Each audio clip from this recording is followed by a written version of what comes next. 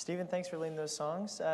Stephen's excuse was that he found out 5 minutes before service he was going to be doing this. I don't have one for you tonight, so just bear with me as we get going here together. I'm just teasing you. It's good to be with you. I hope that all of you are having a great week so far.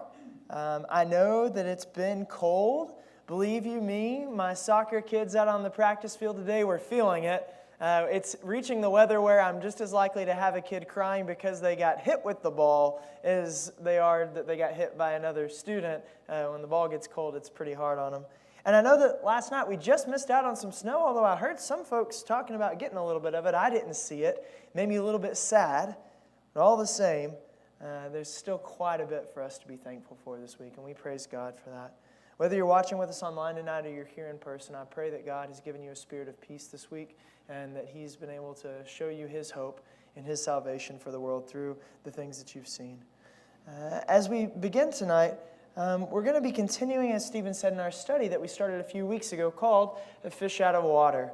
And so as we continue in this series about the lives of Daniel and Joseph, we've talked about the last few weeks the rejection that both of these men faced in their lives, the difficult situations and circumstances that they found themselves in. And tonight we're going to be shifting our focus just a little bit as we continue to talk about these two. We're going to be talking about not just how Joseph or how Daniel was a fish out of water, but rather we're going to be talking about how Joseph and Daniel maintained their faith in spite of those circumstances that they found themselves in.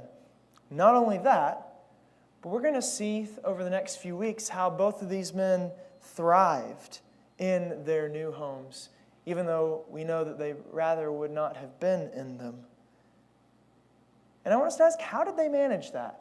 How is it that Joseph, that Daniel, not only managed to maintain their faith, but to thrive in really unfortunate and really difficult circumstances? These are the things that we're going to start looking at tonight. And so I hope that you'll enjoy the next few weeks in our series together. And as we mentioned before, Daniel and Joseph's stories share quite a bit in common. So tonight we'll be looking at Joseph, and then next week Stephen will pick up again with the story of Daniel. And tonight we'll be looking at a concept that I think is pretty easy to explain, but it's maybe a bit harder for us as Christians to implement. Tonight we're going to be looking at one aspect of Joseph's story, then I think you'll understand what I mean as we get into it tonight together. So we talked about Joseph a couple weeks ago together, and you may recall the way that Joseph has gotten into the circumstances we find him in tonight. Joseph was not exactly loved by his brothers, although he was very loved by his father. His father, Jacob, favored him, and his brothers did not like this. He told his brothers about his dreams, and it just made his brothers very upset with him. So upset that whenever they had the opportunity, they threw him into a pit, and then behind one of his brothers' backs, they threw him into slavery. They sent him down to Egypt. They sold him to the traveling Ishmaelites. And that's where we pick up our story of Joseph tonight, is in Egypt, living as one who has been sold into slavery. And I want to tell you that I don't know that that's the way that Joseph would have liked for his life to go. And I say that because although we're going to look at some circumstances tonight that may paint a pretty rosy picture of how things wind up for Joseph, I don't want us to forget that Joseph is in a situation that was completely outside of his choosing and also was completely outside of what he would have chosen for himself if given the opportunity. You know, I had this happen to me a lot as a player on sports teams growing up, but now as a coach, I see the other side of it, and I can only imagine how my kids feel whenever I share this with them. Sometimes in a game, you're competing, and as a coach, you watch and you see that your player and your team, they're performing really, really well. But sometimes the result does not go the way that you want. Maybe you as a player found yourself in a situation like this? You're playing as best you can. You're doing a lot of really good things, but you still find yourself down 30 points in a basketball game at halftime. Or like as I'm coaching my soccer players, I have to tell them sometimes at the end of the game, I'm really proud of the way that we played, even though we lost 2-0. And I can only imagine the look that I gave my coach whenever he was giving me talks like that. I imagine that I looked at him about like my players look at me. They say, are you serious? Like, you think that we're doing a good job right now? Like, this is going well? And I want us to understand tonight as we look at Joseph that although we might look and might be able to take some really good lessons out of Joseph's life, that Joseph is not happy with where he is at. This is not a place that Joseph would like to be, a slave in Egypt. And yet, as we look at his story tonight, Joseph proves to be a man of great integrity. And his integrity is tested again and again as he lives in Egypt. But I want us to look tonight at what that means. What does it mean that Joseph is a man of integrity? And what can we learn tonight that may help us on our goal as we strive to be people of God's kingdom living in our world today? So Joseph was taken down to Egypt, and we're told that Potiphar, an official, the captain of Pharaoh's guard, buys him. He comes into Potiphar's house. So if you would, go ahead and turn to Genesis chapter 39 with me tonight. We'll begin reading there together, and we'll take a look at Joseph's story. So Joseph was taken down to Egypt, and Potiphar, an officer of Pharaoh, the captain of the guard, an Egyptian, bought him from the Ishmaelites who had brought him down there. Now the Lord, we're told, was with Joseph, and he became a successful man. He was in the house of his Egyptian master, and his master saw that the Lord was with him, and that the Lord caused all that he did to prosper in his hands. So Joseph found favor in his sight, and he attended him. He made him overseer of his house and put Joseph in charge of all that he had. From the time that he made him overseer in his house and over all that he had, the Lord blessed the Egyptian's house for Joseph's sake. And the blessing of the Lord was on all that he had, in house and field. So Potiphar left all that he had in Joseph's charge, and with him there he had no concern for anything except for the food that he ate. Now that sounds like quite the life, not having to worry about anything except the food that you eat. Sounds like Potiphar has it made.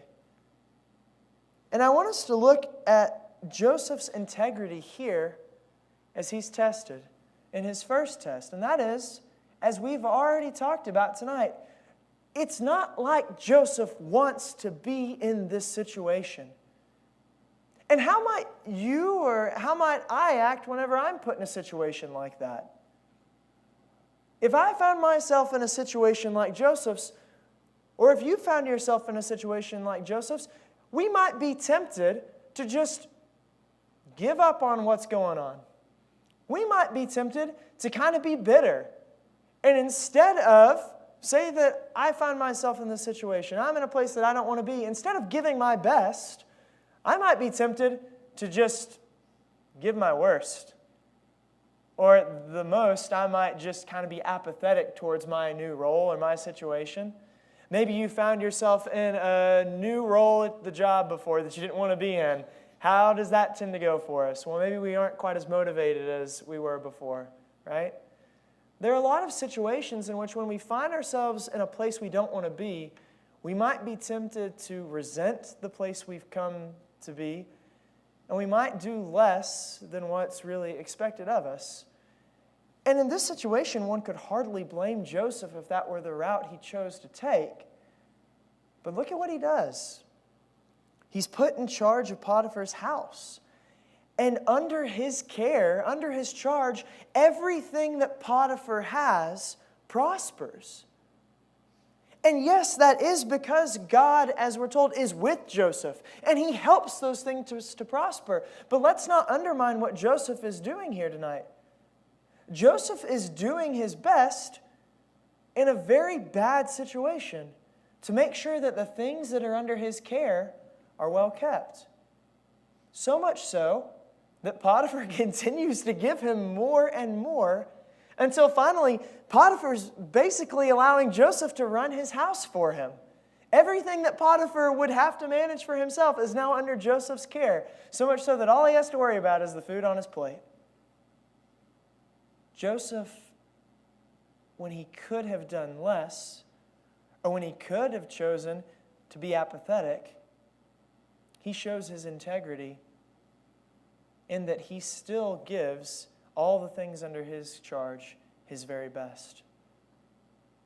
And I think that that's a good example for us tonight as we may find ourselves in situations that we don't want to be in, as we may face trials and uncertain times, that whatever it is that God puts in our path, whatever it is that God gives us control over, we as Christians worry about the things that we can control, the things that God has given us charge of. And we do our best to live as people of integrity in those places. Let's continue reading our story tonight. We're told that Joseph was handsome and good looking. You love whenever history remembers you that way, right? And after a time, his master's wife cast her eyes on Joseph, and she said, "Lie with me."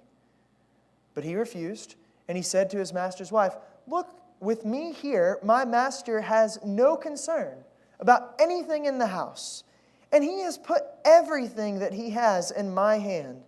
He is not greater in this house than I am, nor has he kept back anything from me, except yourself, because you are his wife.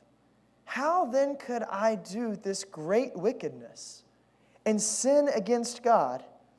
And although Potiphar's wife spoke to Joseph day after day like this, he would not consent to lie beside her or to be with her. Joseph's integrity is going to be tested once more, as Potiphar's wife now comes to him with a proposal. She wants for him to lie with her. And Joseph, from his own admission, probably could have gotten away with this pretty easily. Potiphar has put everything under Joseph's care. He trusts Joseph wholeheartedly. But rather than using that as an excuse for sin, what do we see from Joseph here? Joseph understands what it means to be a person of integrity, and he looks and he says, "Look, Potiphar has given me charge of the house. He trusts me in this house." And what a bold statement it is that Joseph could make. He says, Potiphar and I are basically equals here in the way that he has run his house. Look at what he says. He says, he is not greater in this house than I am. Joseph is a slave, and yet he sees his situation as basically having as much power in the house as Potiphar has. And yet he doesn't see that as an excuse to get away with bad behavior. He sees it as a reason for him to maintain his integrity. He says, how could I do this thing to the man who has basically put me level with him in his own house? I was his slave, and yet he's elevated me to this position. How could I do this thing to Potiphar, to your husband? He sees the importance of integrity in his role, in his relationship with Potiphar, but not just that. Where else does he point? He says, how can I do this sin against God? Joseph understands that integrity is not just something that you keep with the people around you. It's a bond, it's a relationship that you have with your God. It would be easy for us to talk about integrity tonight in a way that never really gets spiritual. Integrity is a concept that people outside of the church also understand. In fact, it's something that's valued in our culture in a lot of ways at large. But it's not just something that is culturally acceptable. It's not just something that we say makes someone have good character. Integrity is something that we've been tasked with by God. And Joseph looks at his situation and he says, what you're asking me to do isn't just wrong because of how I am in this house, because of the man who has put me in charge. It's wrong because that's not what my God, who surely Joseph realizes has allowed him this success, that's not how my God would have me conduct myself. And because of Joseph's understanding of what it means to be a person of integrity, he's able to, we're told multiple times, withstand this temptation. His integrity is tested, but because of his connectedness to his situation and the man who's given him this authority, and also to the God who has allowed him to be elevated to this position, Joseph is able to withstand his temptation. I wonder tonight if we see ourselves in such a way. Surely there are things that we know we could get away with.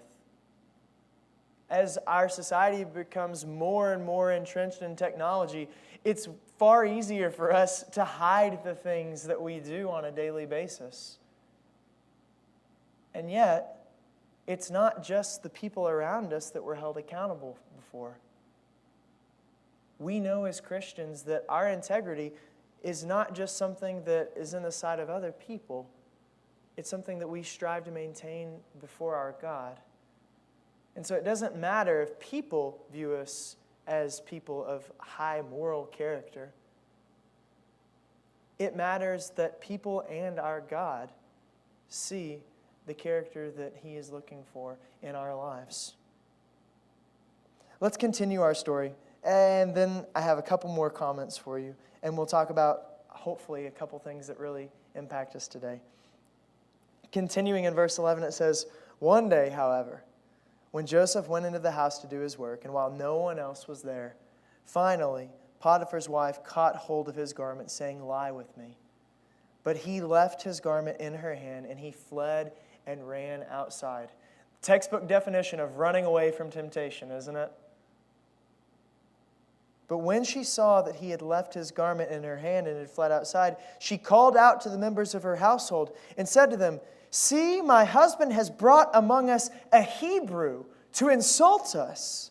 He came in to me to lie with me, and I cried out with a loud voice. And when he heard me raise my voice and cry out, he left his garment beside me and he fled." She flips the story there, doesn't she? She says it wasn't that he fled because he was trying to avoid temptation. Rather, he was trying to do something sinful, and in his shame he fled. Then she kept his garment by her until his master came home, and she told him the same story, saying, "The Hebrew servant whom you have brought among us came in to me to insult me. But as soon as I raised my voice and cried out, he left his garment beside me and fled outside." And you would hope that the story would go pretty well for Joseph here, because Potiphar clearly has a very high view of him. That he would see Joseph's character and his integrity in the way that he's conducted the business of his house, and he would understand that Joseph is being framed. But that's not the way that the story goes.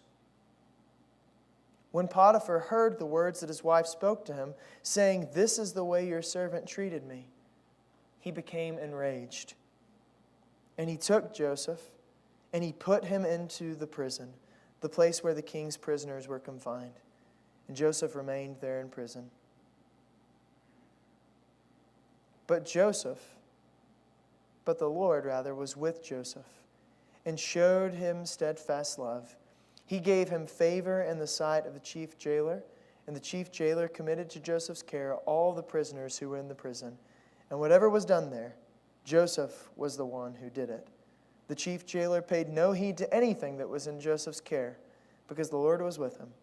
And whatever he did, the Lord made it prosper. Ultimately, tonight, what does Joseph get for his great show of integrity? Instead of just showing bitterness or resentment towards Potiphar for the situation that he's in, he takes care of his house in such a way that brings Potiphar great success.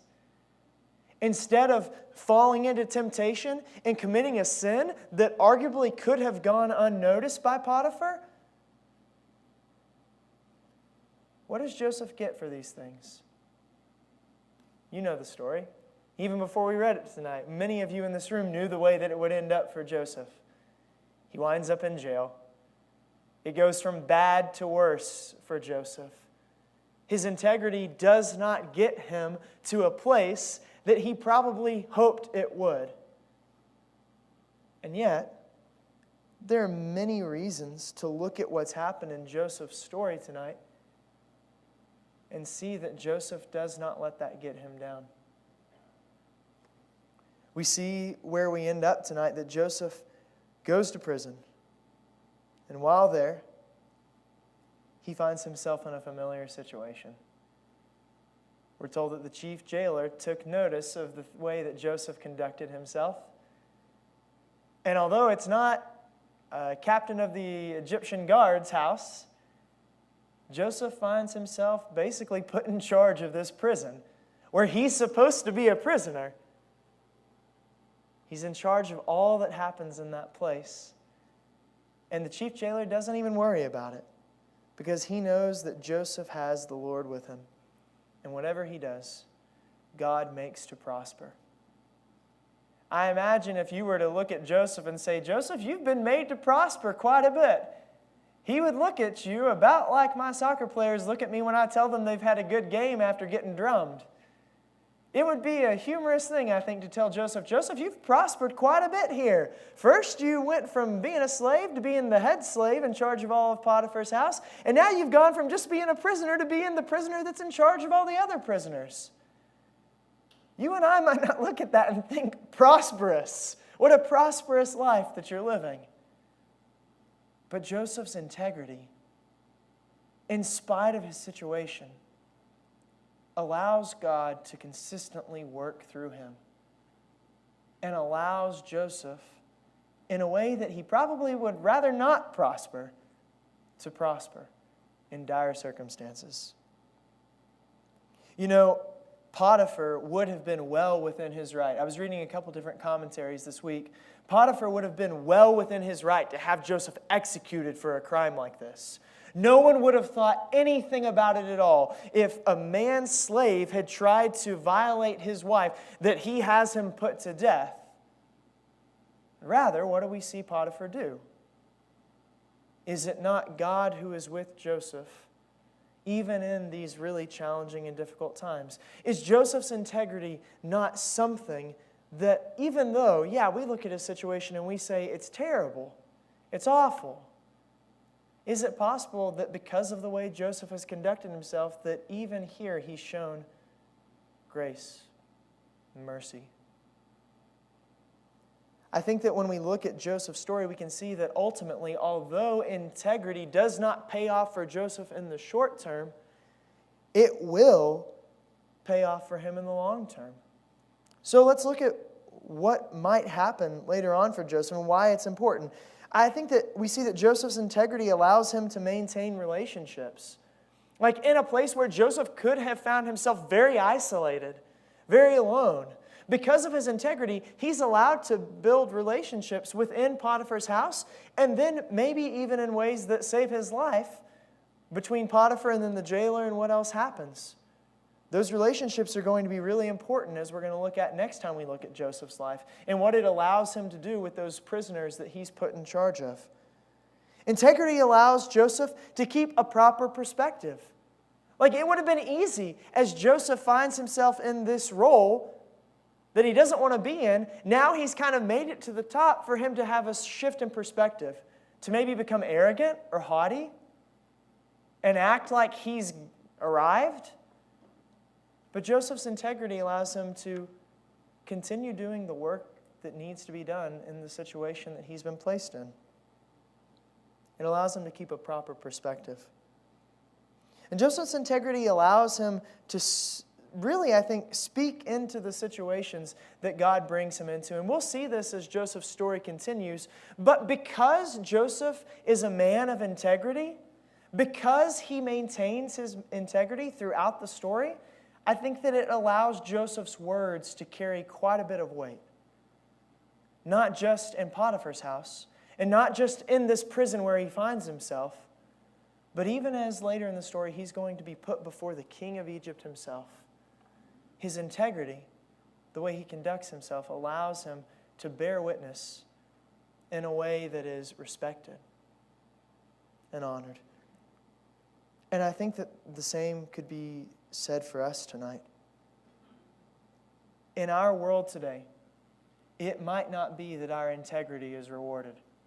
In fact, many times in our culture and our society, not being honest is rewarded just as much as honesty itself. And we see that everywhere. It's better to take credit for things that you know you didn't do. We know that in a lot of cases, it's better to just not tell someone the truth whenever it's not something that they want to hear, even if it might come back to bite everybody later. And so we might ask ourselves, is it worth it to maintain our integrity in our society, in our world today? But I think that the same things that we've talked about in Joseph's case are true for us as well. Integrity allows us to maintain our relationships. Because although, yes, sometimes it might not make any difference to the people around us how we conduct ourselves, ultimately, they are watching. The people around us are watching. And they come to expect a way of behaving, don't they? When you watch someone and you see the way that they conduct themselves, you begin to expect a pattern of behavior. And that's true in the way that we conduct ourselves. Integrity is about what we do not just whenever it's going to make a difference, but whenever we know that it won't. Integrity is something that still matters. Our integrity allows us to keep a proper perspective. So like Joseph was able to look and say, I can't do this thing not only because of the position that I'm in, but because of the God I serve. It allows us to understand that, yeah, sometimes people might mistreat us, and sometimes people might not be willing to be honest and to be people of character like we are, but it's not right for us to retaliate just because someone else is lacking integrity. Our integrity wasn't for them. Our integrity was maintained because of the God that we serve. And it allows us to keep a proper perspective, I think. Integrity also allows us to speak into the situations that God brings before us. You know, a lot of instances throughout history, we've seen that Christians who are given a platform are often the ones who were people of integrity before they were given that platform. A lot of times whenever in the Bible we read about people who were given the ability to speak and to talk about their faith before others, I think about Paul and Peter. The reason that they're given those opportunities in a lot of cases is because of the character that they display before they're ever given those opportunities. And I think that the same is true for us today. Integrity allows us to speak into the situations that God brings before us. And it might be true that today in our world, we too will suffer sometimes because of our choice to maintain our integrity before God. But ultimately, God helps us to prosper in ways that might not always look like prospering, even under our circumstances. We know, as our scripture reading said tonight, that God does not tempt us beyond what we are able to bear. But that does not mean that our integrity will go untested. When we are tested, God is faithful. And even though we may go through some really challenging things, prospering does not always look like what our world says it does. To prosper may look more like Joseph's version of prosper. And yes, we look at his situation and it's not ideal, but we see that God is with him. And isn't the presence of God ultimately what we as Christians strive to feel? Isn't that the reward in and of itself for our integrity? However it is tonight this message challenges you or reaches you, I pray that whatever it looks like this week, in whatever way your integrity may be tested, and I feel certain that it will be. I feel like it is almost every day for all of us. I pray that God gives us the strength to not just be people who put on a good face, but people who truly seek to live in a way that brings honor to Him. However it is that this message challenges you tonight, I pray that you'll respond to it now as we stand and as we sing.